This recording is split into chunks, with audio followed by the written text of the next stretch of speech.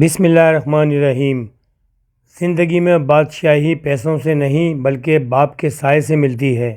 تنہا چلنا شروع کرو تو ہر راستے میں اللہ تھام لیتا ہے۔ حضرت علی رضی اللہ تعالیٰ عنہ نے فرمایا، کبھی کبھی لوگوں کی باتوں سے پریشان نہ ہونا، کیونکہ آپ نے اپنا حساب رب کو دینا ہے، ان لوگوں کو نہیں۔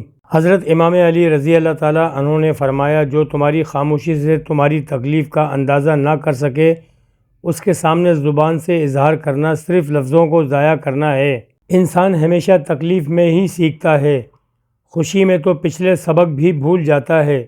رسول صلی اللہ علیہ وآلہ وسلم نے فرمایا، کوئی شخص مہمان کے لیے اپنی طاقت سے بڑھ کر تکلف نہ کرے، اور قرآن دلوں کی بیماریوں کے لیے شفا ہے۔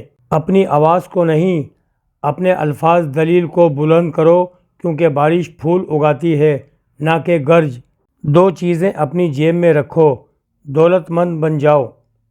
ایک وقت آنے والا ہے جب لوگ نیکی پر شرم اور گناہ پر فخر محسوس کریں گے۔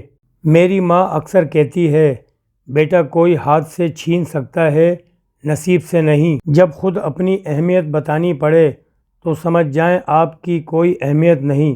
دشمن سے بھی زیادہ خطرناک وہ شخص ہے جو دوست بن کر دھوکہ دے۔ مومن بندے کی نشانی یہ ہے کہ جب اس کی موت کا وقت قریب آ جاتا ہے تو اس کے چہرے پر مسکراہٹ بھی آ جاتی ہے۔ گناہ پر ندامت گناہ کو مٹا دیتی ہے، نیکی پر غرور نیکی کو تباہ کر دیتا ہے۔ لوگوں کے گھروں میں اندھے بن کر جاؤ اور گونگے بن کر نکلو۔